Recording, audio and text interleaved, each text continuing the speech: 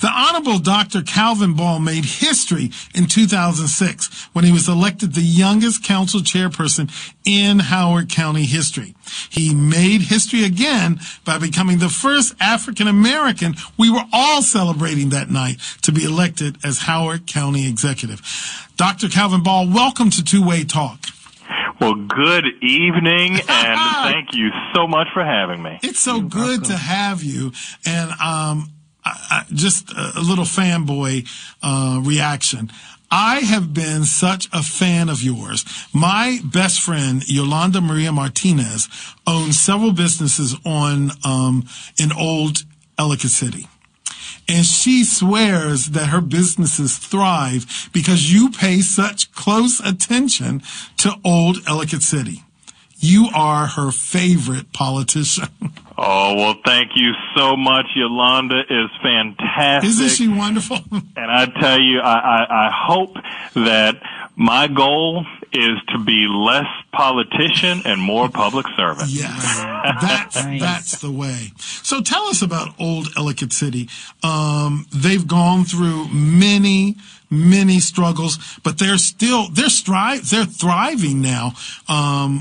The city old Ellicott City is celebrating an anniversary. Tell us all about your commitment and the commitment to Howard County to old Ellicott City. Well, I tell you what, we are coming up in 2022 to Ellicott City's 250th anniversary. Wow. 250 years. And my goal is to make sure that we get to celebrate another 250. And I tell you, I know so many people were concerned, as I was, not just around Howard County, the state, but the nation, when we saw that very, very concerning and deadly flooding. Mm-hmm. But I tell you, we have been coming back. We've been working so hard. Recently, I announced that we're going to extend the North Tunnel, which is going to be a centerpiece of my flood mitigation plan. And I tell you, in a 2016 Ellicott City flood scenario, the extended North Tunnel will hopefully reduce water on the street for approximately 3.5 feet to less than a half a foot. So I am just excited about the work that we've been doing. Mm-hmm. Yeah. Well, everybody loves Ellicott City for the nightlife and the entertainment. Can you tell us if that's going to be coming back soon? Well, we have been coming back for the last couple years, many business openings, even during the pandemic. During the pandemic, yeah. When we saw businesses closing around the nation, we saw them opening in old Ellicott City because people believe they're invested, and we know that more and more, especially when people are struggling, they need something to hold on to as far as hope, and they can come to old Ellicott City. Yes. There's a lot of nice places down there. Very great places. Yes. So tell us about the entrepreneurial program you have going in Howard County. Well, I am so excited that we have launched our HoCo Hire program, and that is going to help teach early stage and especially historically underserved entrepreneurs the essential of business planning, operations, building that credit. That's right. You know what I'm saying? Digital communication and financial management. They're going to have mentors, coaches, subject matter experts, and it's going to be an intensive 10-week boot camp at no cost to the participants. And we want to make sure we are growing businesses and investing in the next generation of entrepreneurs, again, especially those who are oftentimes have been overlooked. Oh, yeah. Now, how do people find out about that program? If I want to enroll, if I want to open a business and want to get this training, how do I find out how to get into this program? So you have until August 1st, and all you have to do is go to www.research.net/r/HoCo Hire. And now there are a couple minimum requirements. So Okay. you have to have at least 2 years in business operations because we want to make sure there has been some foundation. Annual gross revenues of $150,000 or more because we're trying to make multimillionaires. That's right. And be a Howard County-based business in good standing. So your credit can't be all jacked up owing county taxes and stuff. You know what I'm saying? That's right. So now I have been to concerts and movies at the lakefront. And one of the things I love about you, Calvin, is that any given moment, I'll be at one of these events or people will be at these events and they will see their county executive sitting in that crowd, enjoying a concert, enjoying a movie. Now, can you tell us how that started? Will that continue to go on this summer? How can people find out what's going on? Oh, yeah. I mean, look, I'm a Maryland born and raised guy. I am a second-generation Morgan man. Yes. And so I love being able to go out into the community, and we are excited about our lakefront. You come to Columbia.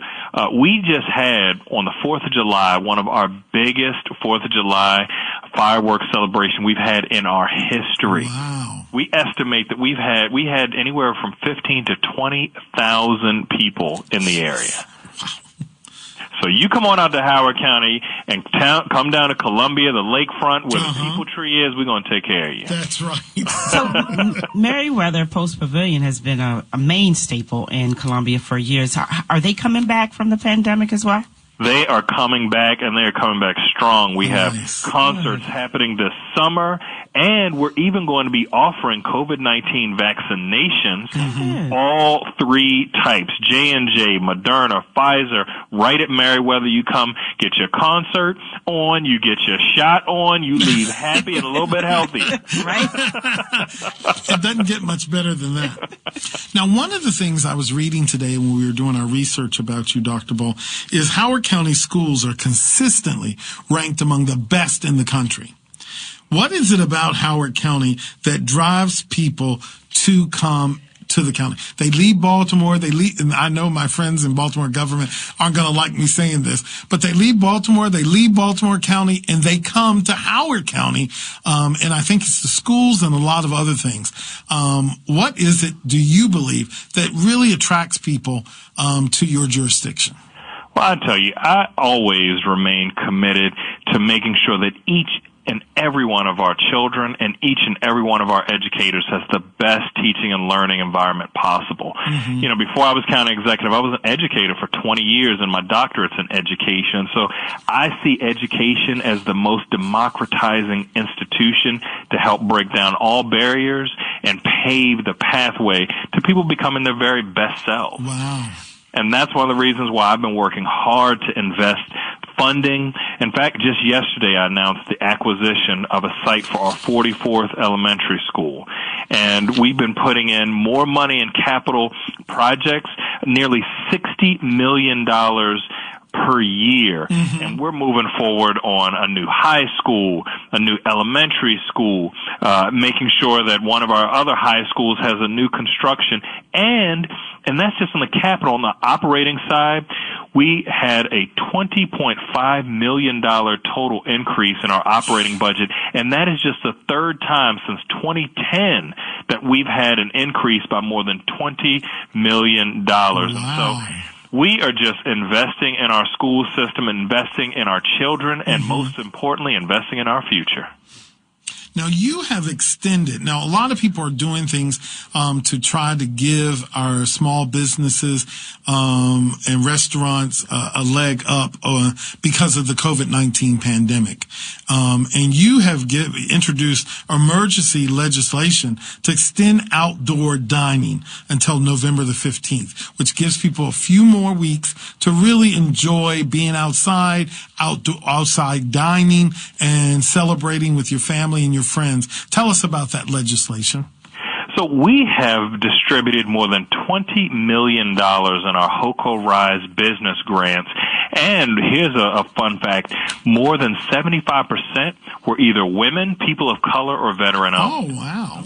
So we are trying to help our businesses get to the other side of this, and we know that outdoor dining is critical and key, not only for our businesses, but frankly, a lot of people still aren't comfortable going inside restaurants right now. So while the weather is nice, let's make sure that we can have that win-win, support people's health, safety, and comfort, and support our small and local businesses. That's good. Have you had a lot of pushback with people masking up in Howard County? You said you had between 15,000 and 20,000 people on July the 4th. Well, I tell you what, distancing there. People have been doing a great job on trying those mitigation measures, and that's one of the reasons not only do we have some of the best metrics, but I want to announce on your radio station that just today, we crossed the threshold of 80% of our residents, 12 and older, fully vaccinated. That is 80%. incredible. We are one of the leaders, not only in the state, but the nation. Now, did you get any pushback? Those are great numbers. Maryland seemed to have really done well compared to a lot of states like California, Missouri, and other states that are really having a difficult time. And a lot of people were yelling and screaming and pointing fingers at mayors and county executives. Did you get any pushback on masks, any pushbacks on vaccinations, any pushback on the pandemic? Well, of course, there were people who had issues and concerns, but I knew that the most important thing was to save people's lives. Yeah. Right. And so immediately I worked with my census outreach team, which a lot of people wouldn't understand why we would do that, but we had one of the best census participation numbers just a few months back, and we hit a lot of those hard-to-reach populations. And if you're hard to reach and hard to count in the census, oftentimes you're hard to vaccinate. And because we initiated that vaccine equity, when you look at our numbers, we're one of the few places in the nation where our vaccination almost mirror our population. For example, we've got 18% approximately black residents, 17% of them first dose of vaccine already. 7% of our population Hispanic, 6% first dose. Wow. 18% of our population Asian, 18% have gotten their first dose. So we have made this a priority to make sure that we remove all the barriers, whether it's transportation, work hours, child care, vaccine hesitancy. We are going to take the vaccine to the people. Now, I worked with Kwesi Mfume during his last election. I served as his communications director. And one of the things I learned in my experience with him, we came out to Howard County a lot. And I would meet Asian business people. And I'm telling you, it didn't matter what business, whether they were in the restaurant business, healthcare, whatever they were doing, they praised the county's efforts to really lift up their businesses. And I remember going into a jewelry store, and I hope I'm not speaking out of turn. I hope you weren't buying something for your wife. But the owner said, you know, Calvin Ball was just in here the other day. Talk about your commitment to Asian business leaders, really the diversity in Howard County. Well, I tell you, I have been so strongly supportive of all of our businesses. And now more than ever, when you see a lot of this anti-Asian rhetoric, a lot of it, unfortunately, linked unfairly to the COVID-19 pandemic, one of the reasons why I launched the county's first AAPI work group that works directly with the county executive was to make sure that they all felt empowered, educated, and seen. And so supporting our Asian businesses has also been a priority, so much so that we just had our restaurant weeks, and it was one of the first times in Howard County history we had vast participation from our Asian businesses. Nice. So more and more, every one of our businesses, as they should, feel like they are part of our community and see Howard County as the place to expand opportunity and make sure that their dreams can come true. So, I worked one of your programs. This is a little bit off topic, but I worked one of your programs in Howard County where people dropped off their extra medications to get them out of the house so that kids could be safe and you know, wouldn't take them. Did I miss that this year, or did you still have it? Are you going to have it again? We continue not only just to collect that kind of drug paraphernalia at our fire stations, but we do have those drug drop-offs with our HC drug-free partners every year. In fact, oftentimes I do it with the Lieutenant Governor, Boyd Rutherford, who lives in Howard County. That's right. And we had that just this year, but guess what? We're going to have another one. Okay. And I'll make sure that you get the information and you can not only hopefully publicize it, but make sure that you get the word out, because more and more we want to make sure that, especially as people are feeling physically distant, maybe a little isolated, their physical and mental health is challenged, they know that they can find a way to be drug-free and live their very healthiest life without addiction. Yes. So now I was very close and still very close to Sharon Middleton, who was the immediate past president of HoCo. And we were talking one day, and she had just come from the HoCo conference, and she said Howard County cleaned up.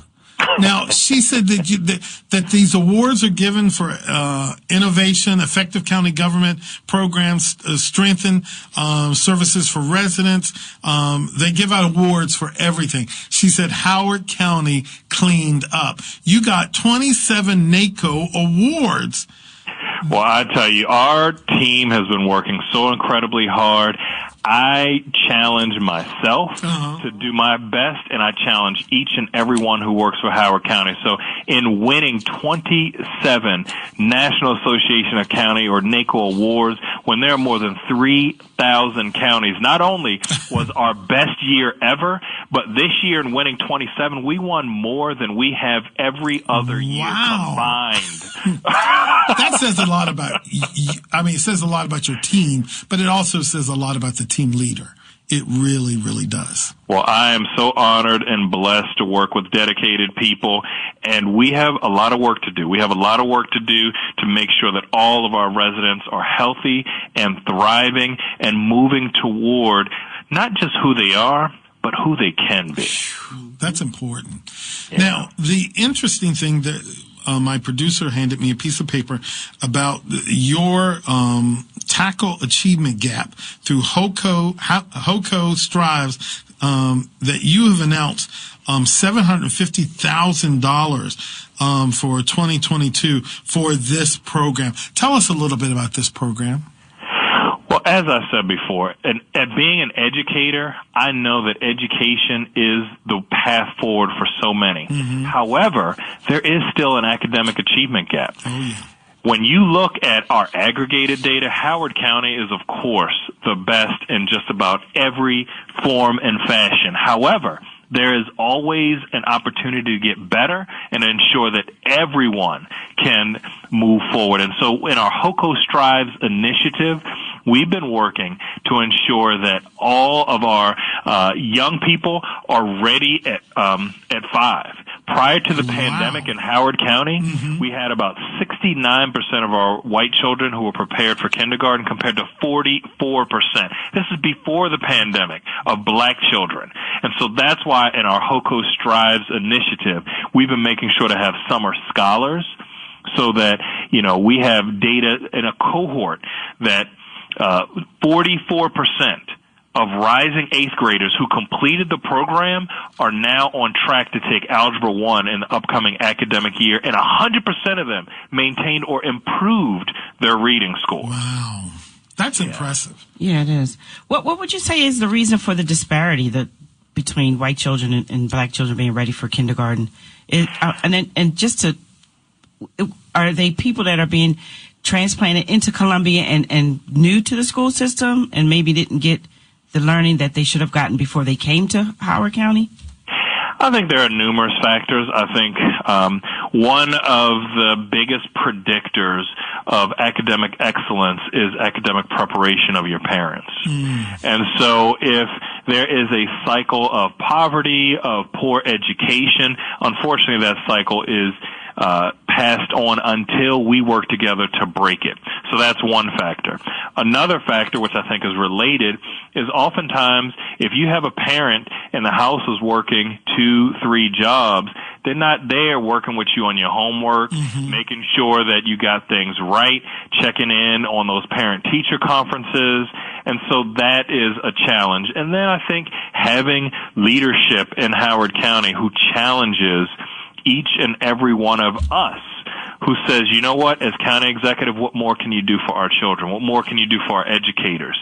I think that is something that will push us all to be better. So having this program with summer scholars, with HoCo Strives, allows these children in a cohort to get some of those wraparound services and ensure that they know they are cared about and that we will work with them to meet them where they are and get them where they can be. Now, I'm going to turn political for 1 second. So don't you run, don't you hang up, Calvin Ball. You know what? Turn political for 2 seconds. Okay. I don't think I've heard you, and maybe I haven't really paid close attention. Have you taken yourself out of consideration for governor in Maryland? So a lot of people ask me I to know they are. consider that. I know they are.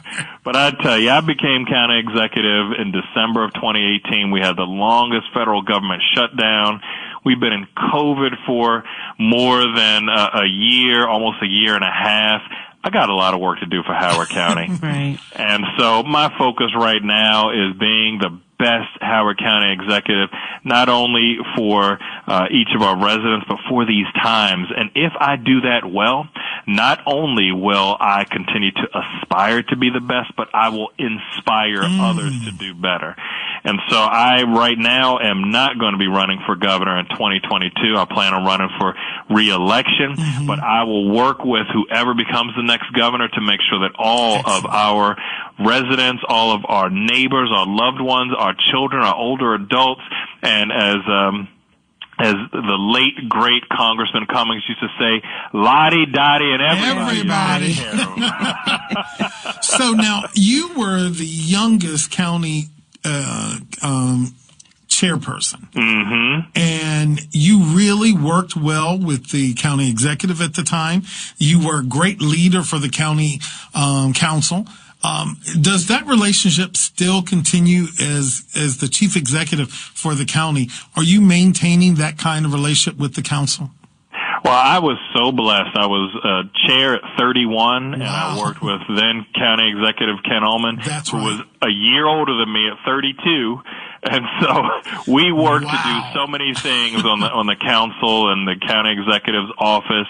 And I think now that I'd been a council member for almost 13 years and now county executive for the last couple, I continue to work with our current council on trying to move Howard County forward. And I think these are definitely different times, and they are working on initiatives that they care about. But every once in a while, we find an intersection where we can move things forward and that moment of magic that works for everybody. That's important. And then the last thing I'll ask, politically, it is considered a conservative county. It really is. You are a Democrat. You are celebrated in almost every section of the county. How do you manage those relationships? Well, thank you. So that's a very great question. You know, I think people are looking for leaders who aspire to do the big things and who actually accomplish the goals. And I think at the end of the day, when people are looking around and they say, is my trash getting picked up? Are my roads getting paved? Are people getting vaccinated? Exactly. Is flooding getting addressed? Are we doing the things we need to do for the environment? Are we making sure that businesses can prosper? If I can accomplish those goals in a collaborative fashion with people, a lot of times they focus less on the partisanship and more on the product. Nice. Dr. Calvin Ball, thank you so much. Morgan alum. I'm sure the university is very proud to call you one of their own. We wish you much luck, continued success, and I look forward to having you on the show again. Thank you so much. It was a pleasure and an honor, and I hope that you all have a blessed rest of your week and a wonderful Wednesday. Thank you, Dr. Ball. Bye-bye.